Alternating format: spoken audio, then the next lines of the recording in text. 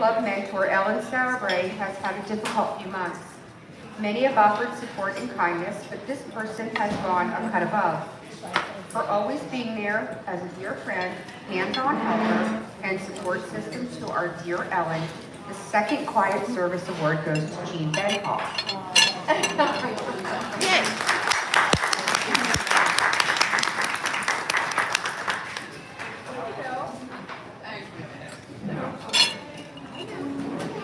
This is your turn. All right, now we're going to hear from Maggie. Maggie Domanowski is a lifelong resident of Baltimore County, now raising her family in Baltimore, Maryland. Maggie's oldest son is a 7th grader, and her twins are 4th graders in public schools. Maggie has been a longtime advocate for children, and is especially proud of her involvement with the Girls on the Run Greater Chesapeake, where she helped elementary-age girls build their confidence and life skills through weekly practice sessions and physical activity.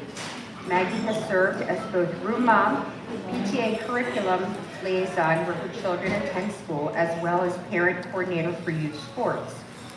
In 2022, Maggie was elected to the Baltimore County Board of Education, representing District 3. Her journey as a conservative school board member has been met with some challenges, as she advocates strongly for transparency and putting children first above all else. Please join me in welcoming Maggie Domanowski as she shares her insight with a focus on Baltimore County Public Schools budgets.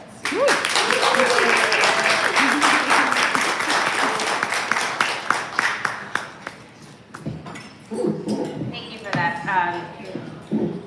Gosh, I really appreciate that introduction. I should say, though, that I'm not exactly a long-time advocate for education. This is my first stint as being in Board of Education. I'm not a former teacher. Education was not something that I paid attention to until I had to pay attention to it. In 2020, as we all know, COVID hit. My older son, who's in 7th grade, was in 1st grade. We were already having some problems. I was hearing from this teacher that he was behind, we wanted to have him evaluated, we were going to have this IEP meeting, which at that time I had no idea what an IEP was. Then, that was 1 week before March 13th when the school shut down. Then I heard nothing. And then they get back started, they go online, I'm sitting next to him, I'm seeing him not paying attention to the school, which I think is on the computer, but he's not paying attention at all. I'm trying to do work with him, just with his assignments, with anything I can, and I can see he's fiddling, he can't concentrate, he wasn't writing correctly, and there's a lot of red flags. So I had him evaluated. He was about a grade and a half behind his peers. And I cried. And then I started paying more attention to his lessons. And that's when they were doing the cueing, when they were saying, they would cover a word up, and they're like, oh, read everything around it and try to guess what that word was. And I was like, what is this? How is that teaching him how to read? Long story short, I started following the Baltimore County Parent and Student Coalition. They gave me the courage to stand up. I am conservative. I grew up in a conservative family. I went to private school, but that's my personal politics.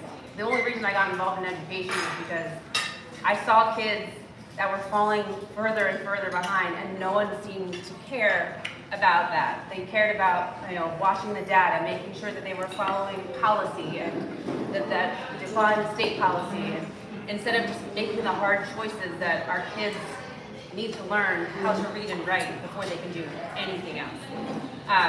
Right now,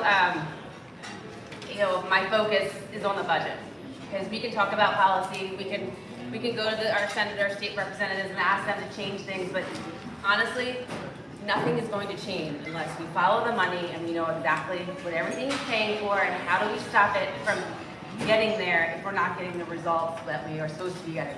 Our graduation rates are at a decade low right now, and I don't even think that's going to be a big enough red flag for us to do for policies to change. The word that I'm hearing a lot is that it's because of our Hispanic population students, because they're not graduating as they should be. And they're not. Their graduation rates have lowered dramatically. But they also have increased in number, almost double since 5 years ago. But their attendance has also increased. They've gone from about 85% attendance rate to about 90.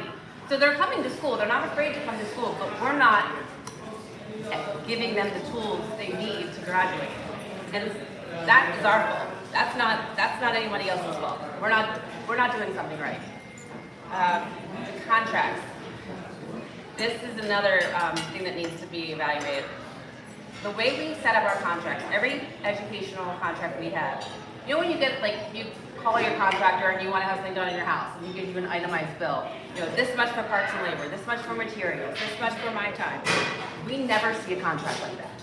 We get spending authority, and this is going to cost this much for this many students, or this is going to cost, like, we need to have this much. We have over $5 billion in spending authority amongst our active contracts right now.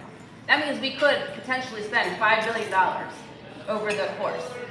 I mean, we have to pass it, we have to actually have the money, but it's there. I mean, you have that authority to do it with no checks and balances really.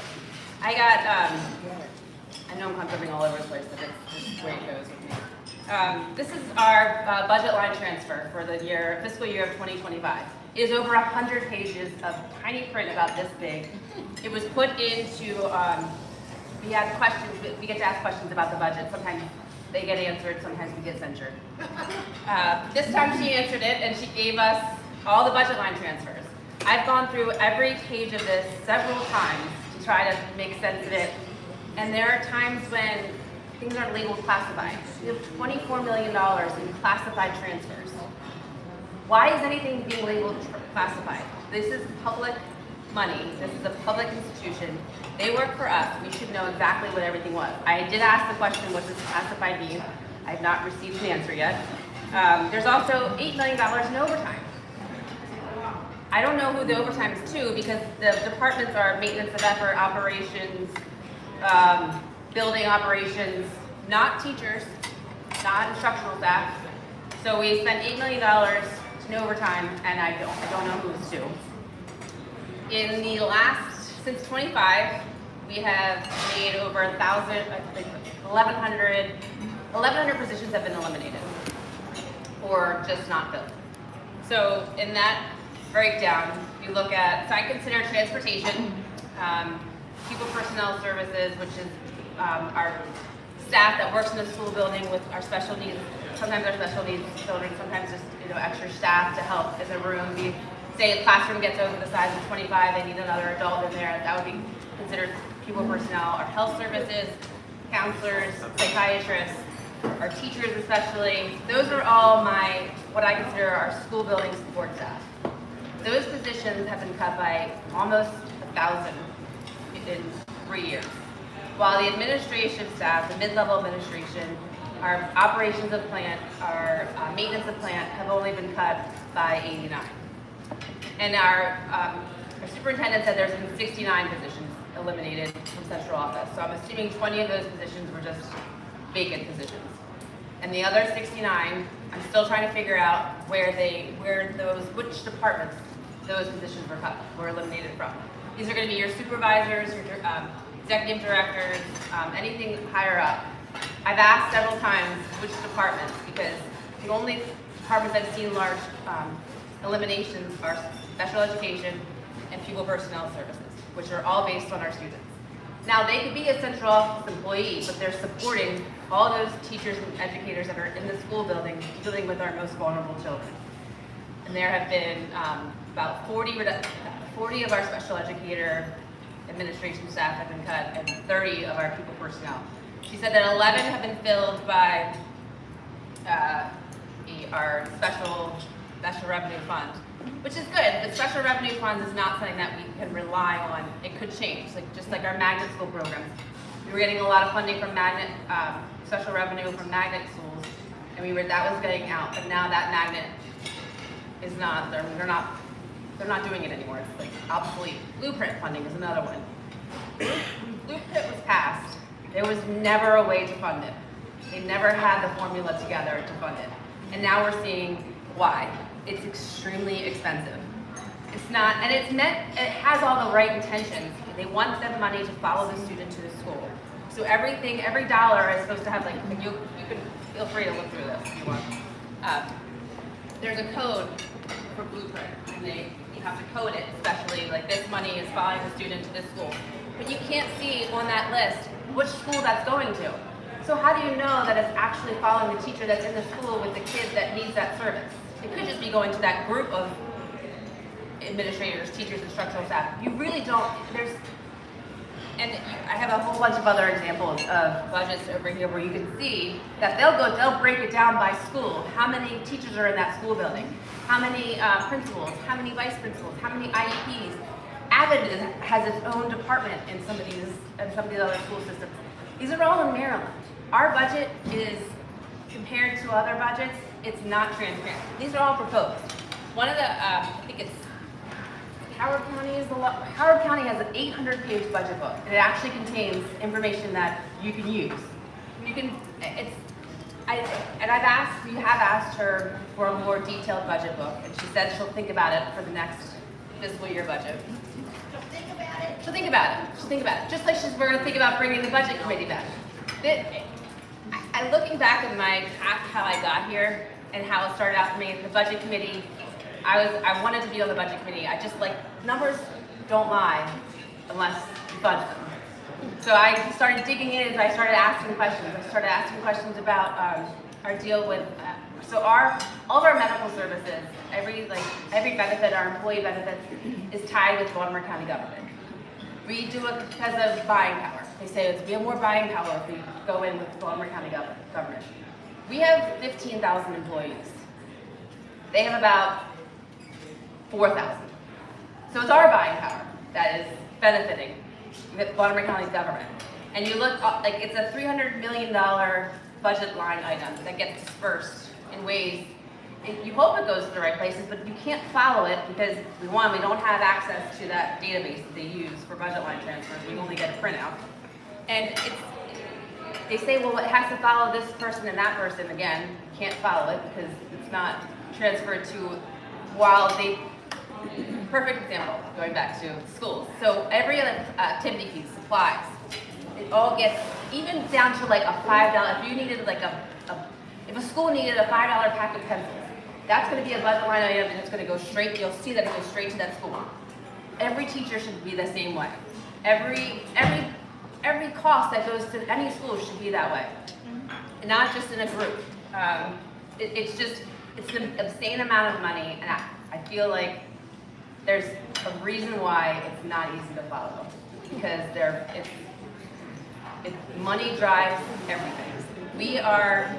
We spend the most money locally on education. We spend the most money nationally on medicine. We are the least educated and least healthy country. Yeah.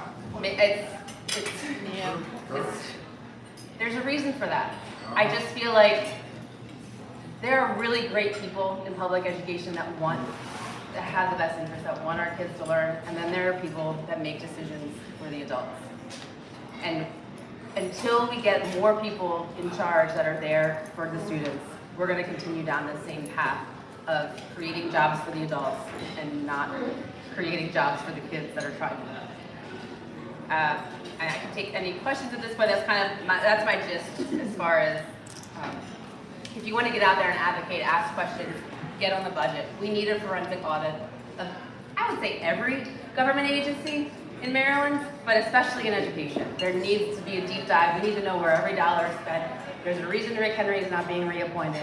There's a reason why they don't want the Inspector General of Baltimore County to oversee our budget or anything, and oversee the investigations. It's all done internally. They can tell you that they do the investigations themselves. We never see half the results of those investigations, and when we do see the results, we rarely see how much money that investigation cost, what they recovered, what we lost. It's not rocket science. We've been educating our kids for, I don't know, how long? Why are we getting worse? Why is it costing more and we're getting a lesser product?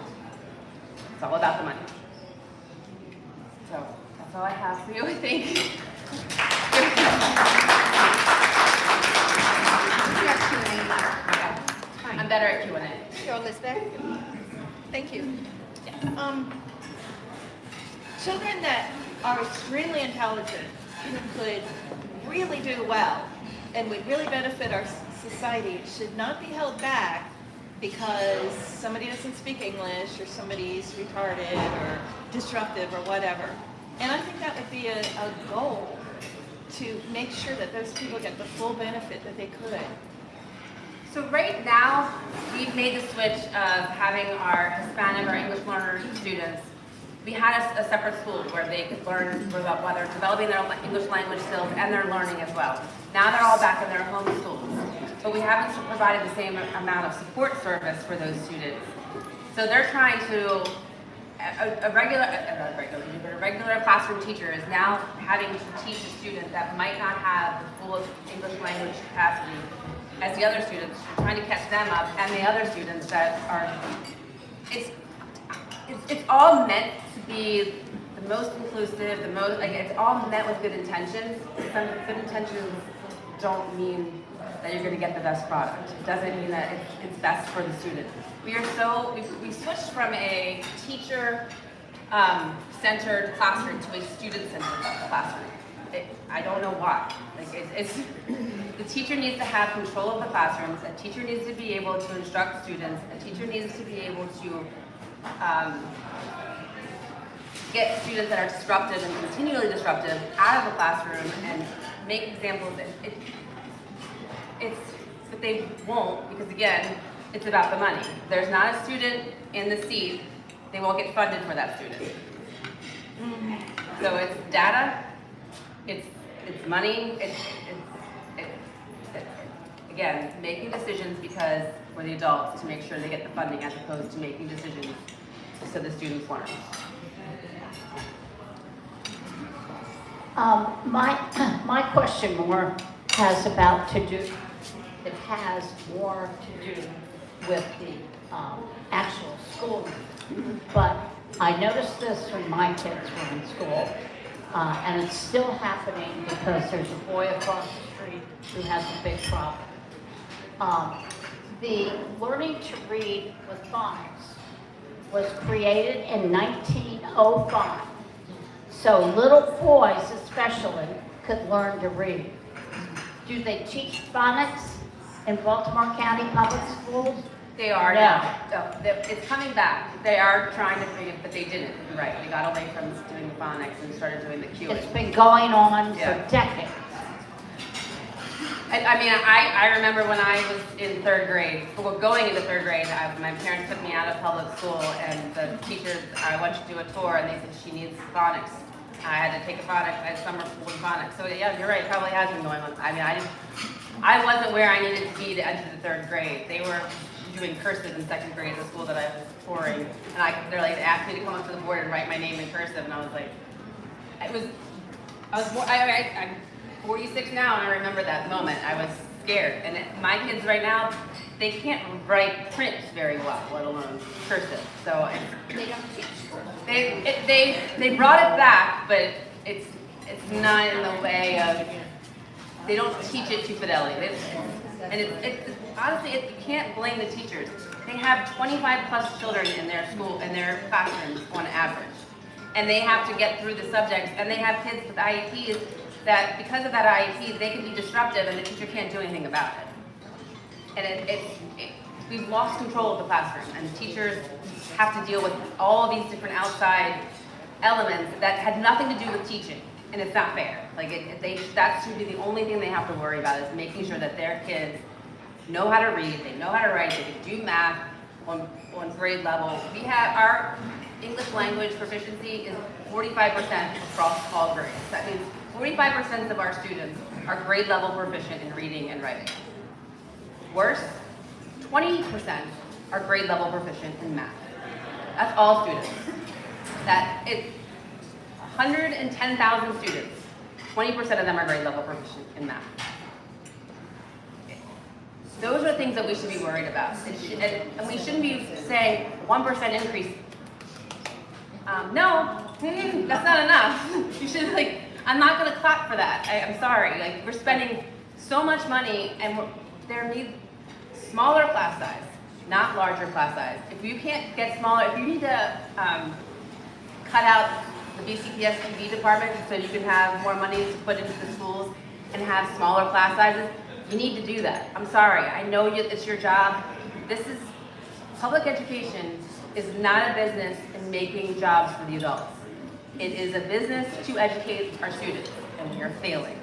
So whatever doesn't make those grades go up, doesn't help our kids graduate, doesn't help our kids be successful in the real world when they graduate, it needs to be cut. Here's another. Are the unions a problem? That is a tricky question.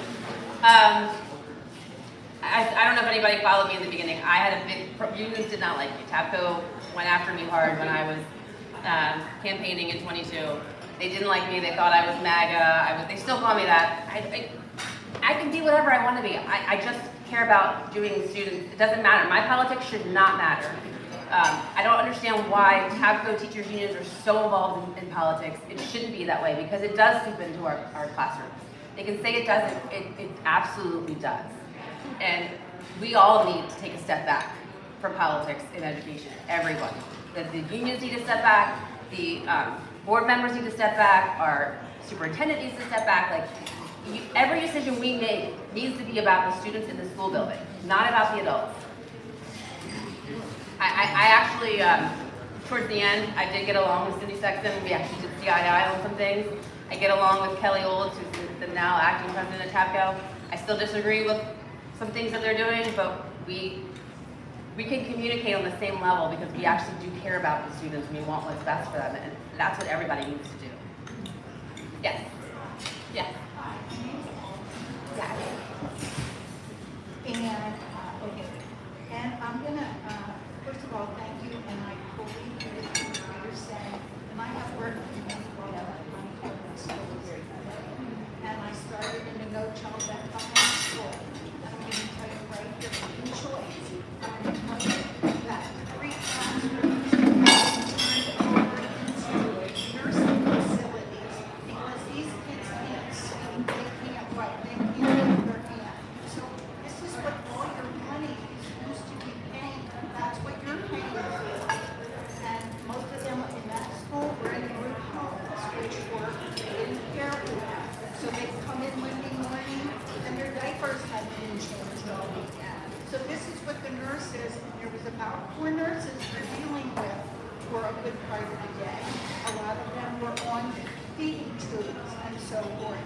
But this is, maybe our educational funds shouldn't be going towards this because they hired teachers that finished school and became teachers, and really you don't need teachers in this scenario.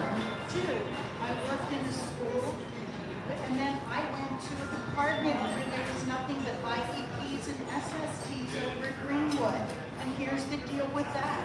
They don't want your child to get off an IEP. They want your SST child to go on to an IEP. Why? Because the funding from the federal government that goes to the states, which goes to the schools, will decrease if you have less IEPs. So there's the next problem that's going on in these schools. Thirdly, and by the way, another person that worked in the department and myself found that the director of the department was committing fraud against the state. And it took 3 years with good old TAPCO, no help from them, that they marched this guy out and finally he was taken out of his position.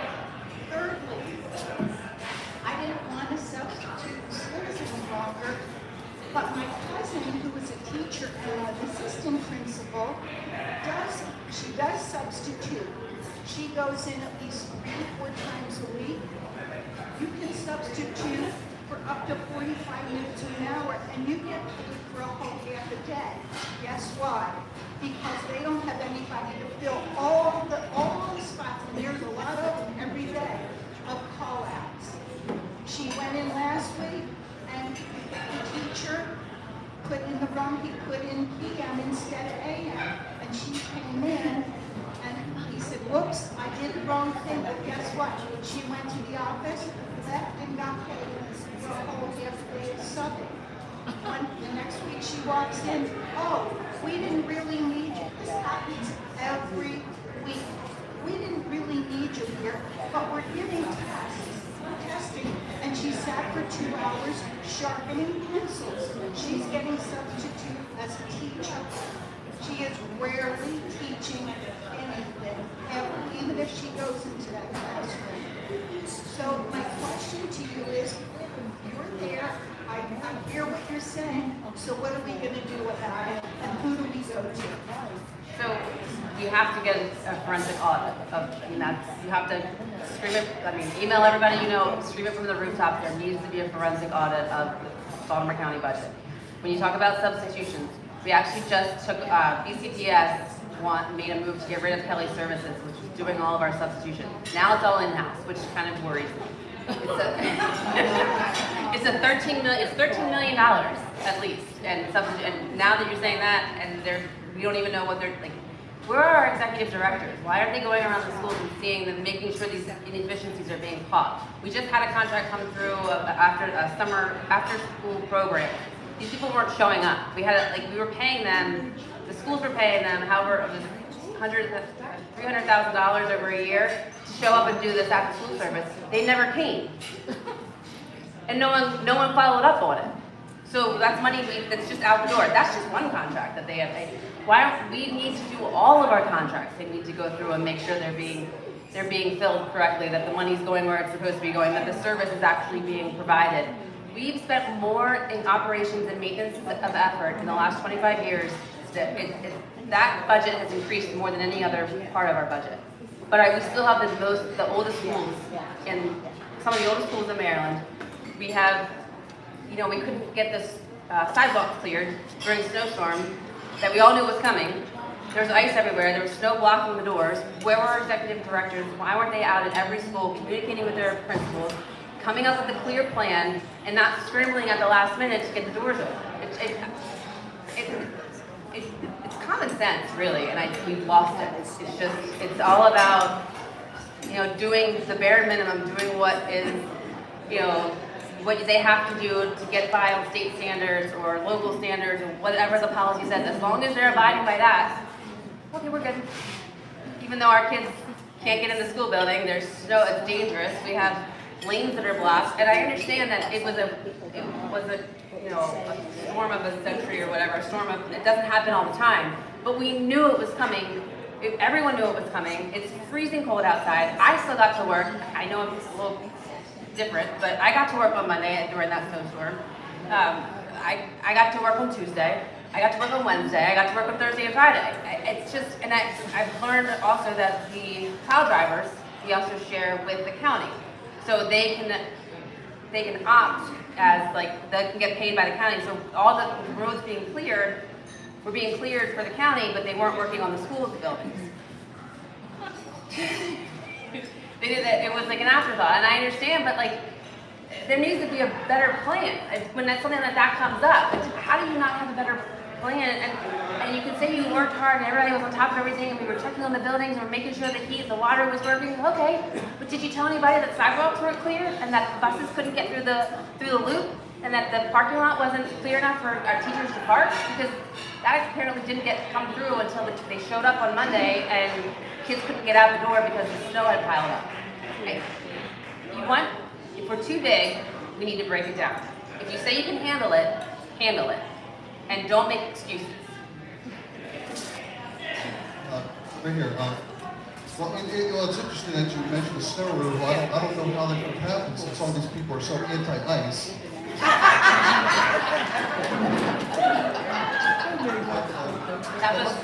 Well, my question was about the funding of the monetary track and monetary. It's not rocket science, and we have modern day accounting systems. How is it possible that this is not transparent? Democrats always complain about transparency. Who is fighting this transparency? Is it the school board? Is it the unions? Is it the Democrats? No, the unions want transparency.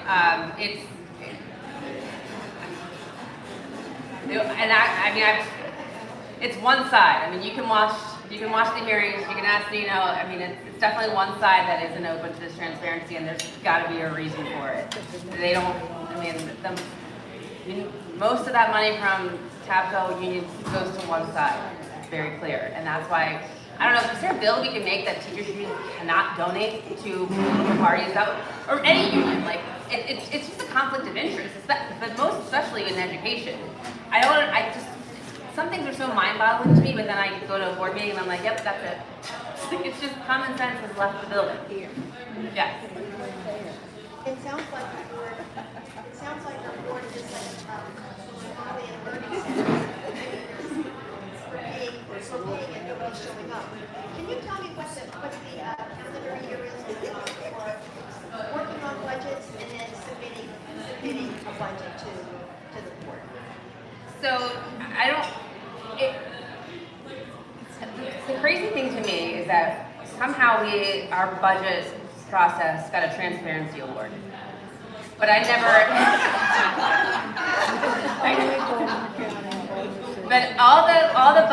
and the board is supposed to have input. But the only input we have are in small groups with the superintendent so that to avoid, having a board meeting about it open in public. It doesn't have to be in the Open Meetings Act. So 2 or 3 of us will meet, we'll give her she'll tell us what her ideas were, what she's heard from the public. I don't know if you've ever been to any of those community conversations on the budget. It's all very guided. It's, and they'll say it's best practices, but it's not, it's all very, like, this is what we want you, the answer we want you to come to. Okay, good, you got the answer you wanted to get. It's not like free thinking as far as with the class sizes. No one wants larger class sizes, but here we are fighting to keep it from going to 25. And like 25, that's not the number of kids in the classroom. That's just like a figure of like, that's how many, you get 1 FTE per 25 students. So you could have a classroom of 30 plus, easily, depending on what grade you're teaching, what subject you're teaching. And What's FTE? FTE is a full-time position equivalent. And it's for like, if you look in there, like you go through the budget of instructional services, instead of seeing FTEs, you'll see FTEs, but then it'll break it down further into administration, mid-level administration, instructional teachers. We don't have that breakdown in our budget. At the very back we do, but not per department. So like you will have there'll be, I don't know, $8 million going to 2 FTEs, but they'll say, well, it's because it's going to some of that money is actually going to teachers for benefits, compensation. Is this a budget? That's a budget. Wow.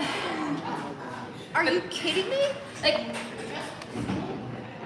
that's for Howard. This is Howard County. Howard County, which is a very large, and they have a lot of money. It's a very wealthy county. They have, I believe, 150,000 students. But I mean, I could go through that budget and see where the money is going. And they spend their money. Like they don't leave $50 million on the table at the end of the year, like we do every year. And they'll say, well, we need it for the rainy day fund. Rainy day is now because our kids are not learning. Yes.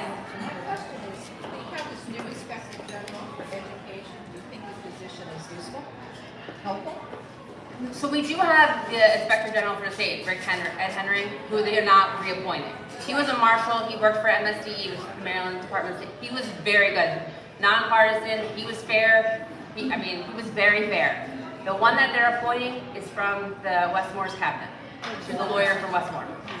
So you can pretty much sum that up. I have a question. Yes. By your analysis, what is and this is a very important question that every Republican in this room needs to really pay attention to. A lot of people are not looking at the end game. By your analysis, I mean, some organizations benefit from a destabilized community. Baltimore City is down, it's done. This problem was 20 years in the making in Baltimore City. Baltimore City is looks like a third world country now. What is the end game for the county? Is someone planning to attack us? From your analysis, I don't want to get into, what do you think? What is the end of this? Is someone going to attack us by having a destabilized, dumb populace easily come in and take over? What is happening and how can we stop it in the future? Who is trying to destabilize our children? Who is trying to destabilize our economy? Who is doing this to us and how do we stop it? If I had the answer to that, I'd be out there doing it myself, stopping it and fighting it. I don't think it's one person or one thing. It's coming at us from all angles, and when you look at the Black Lives Matter movement that happened, and now we have the ICE movement that's happening, it always seems to come around elections to get people to stop, don't look at the wizard behind the curtain, pay no attention to what's really happening, look at this big fancy show that's going on. For me, it can only be about certain adults wanting to keep power, keep control of the money, not wanting to be accountable to anything. And I'm not like a big conspiracy theorist person, but you can't help but look at the fact that something's happening. Our students that we're graduating from public schools, they can't compete on an international level. Like, they can't. We bring in other countries, people because they can do the job that our kids can't, and we have to rely on public assistance because we can't advance to get the job that pays the amount of money that we want to live on. We have to wake up and say this is not a race thing. This is not a cultural thing. This is not a ICE thing or immigration thing. This is like common sense all of America. Like, we all live here, we all deserve an education, we all deserve to have the right to get a job that we want to get and work in a competitive workforce. I don't understand, stop getting distracted by all these big, I don't like the books that have these things that our kids shouldn't read. I don't like them. I want to get them out, but that's not the big picture. The big picture is the money and who's getting the money, the contracts, who's getting the award of the contracts, why is that contract being recommended, and by who? This Epstein stuff coming out, why aren't we talking? That should be a bigger story. Like, all the people that he's connected to, keep an eye on the bigger picture. That's all I have to say. It's like, and don't get sidetracked by, those people that want to come after you on Facebook and call you every name in the book. That's a distraction. They want to toggle you into that. You can't win that fight. You have to win it on common sense and education. And that's, yes, Nina, I'm sorry. Working? Yes. Can you hear me? Yeah, I hear you. Well, thank you for all the work you do. You're doing a great job. Thank you. Much of the frustration that we have, you're fighting an uphill battle in many cases, and you're talking about a lot of issues like full-scale change that is needed, but it's very difficult, obviously, being in the minority, just like Annapolis. But there is one thing, and you, to your credit, testified on the Inspector General bill. You were talking about where the spending's going, where is the money. And I wanted to point out, and then I'll ask you a question on this, is that, so Maggie, it was on via Zoom, but you're allowed to do that now.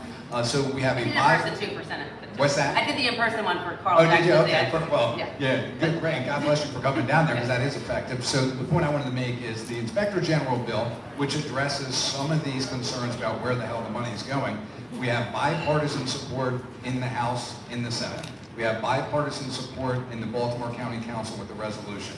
We have across the board, we have the statewide Inspector General, which you brought up, which one of the only ways that they can actually look into waste, fraud, and abuse in the schools is the statewide Inspector General, which it seems like Governor Moore has pushed out, by the way, because the governor has had 9 secretaries since his administration, for one reason or another, have left due to a terrible job they're doing. And here's a guy, by all accounts, that's doing a good job, and Wes Moore pushes him out the door. That's what it appears to me.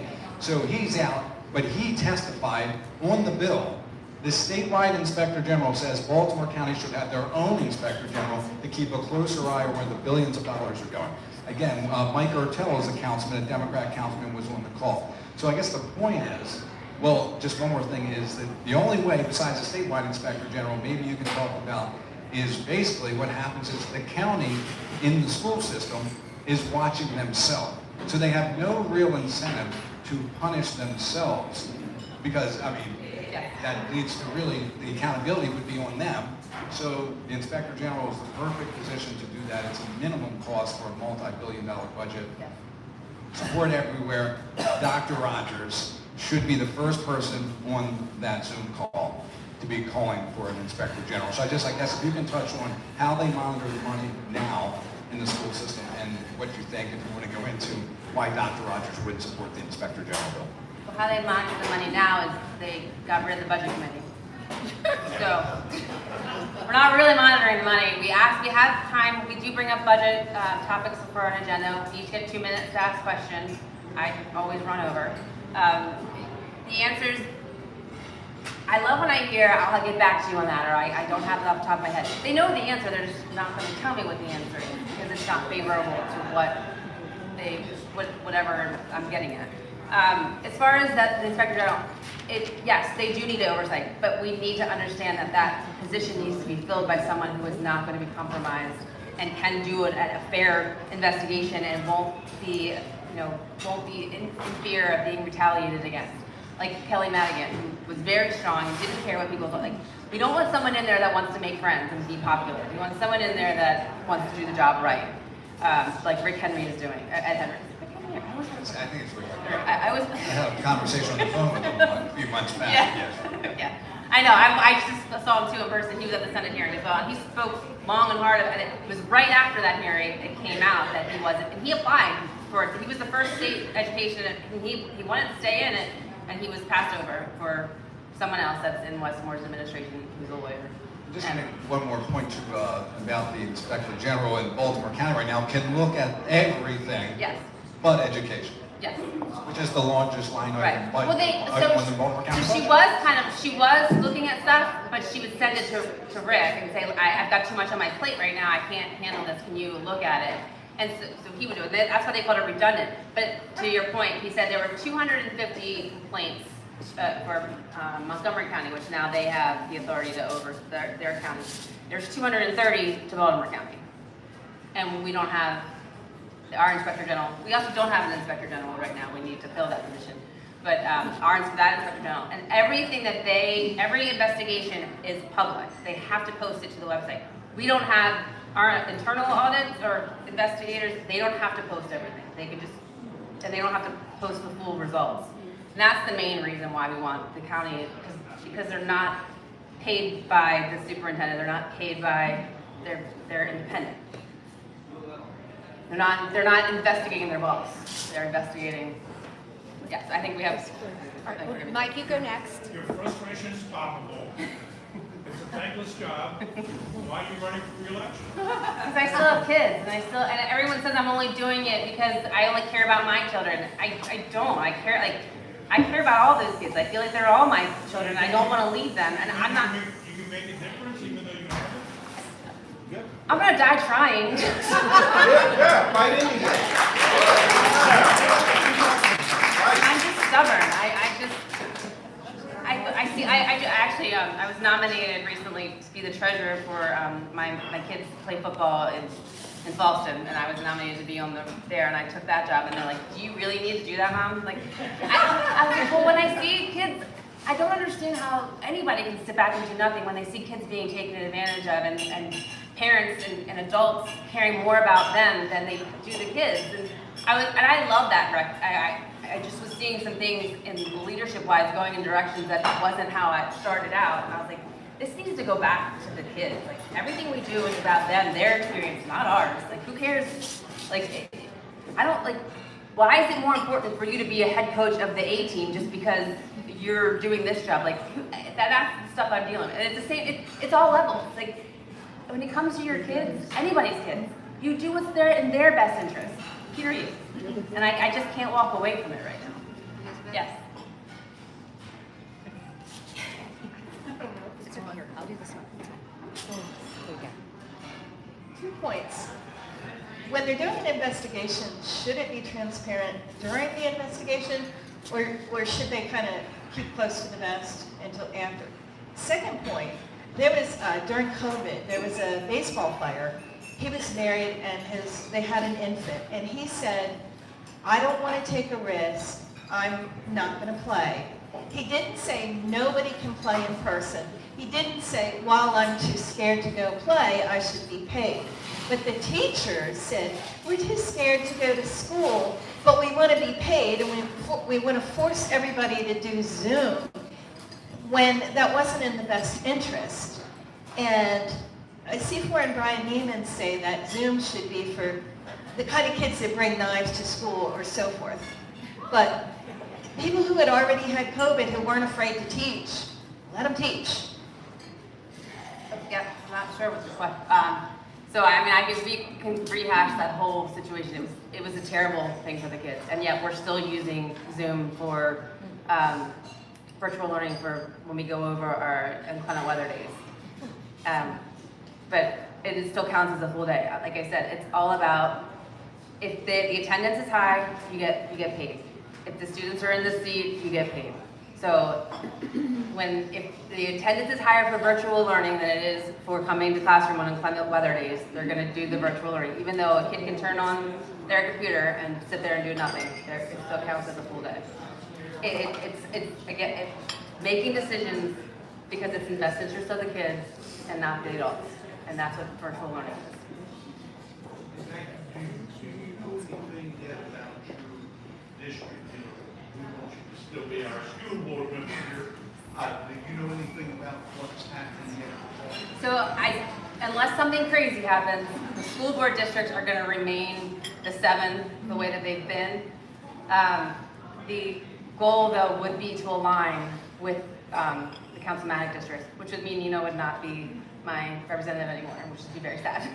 Because I'm right on the edge. I'm a Baldwin, so I would go. Actually, David Marks would be if they decide to align. I didn't necessarily agree, and I voted against expanding the councilmanic district because I don't believe in putting more money into government, and less people is less cooks in the kitchen makes a better meal. But I can't rewrite history right now unless they. But I do agree that if we're going to have 9, they should align with the school board member, and we should have 9 elected school board members and 2 appointed.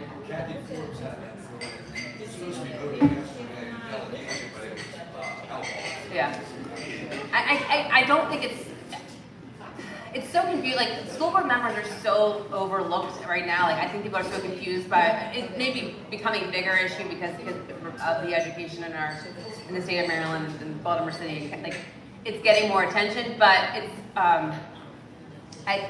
in the long run, it'll be more favorable for the school board if it goes to 9 elected and 2 appointed. It should just be 9 elected, personally, but just get rid of it. But that's probably not going to happen anytime soon.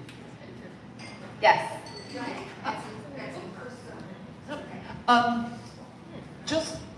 Just following up, going back a few steps, someone asked, what can we do? Oh, what can you do? And like, what is well, I'm actually going to just make a quick little comment.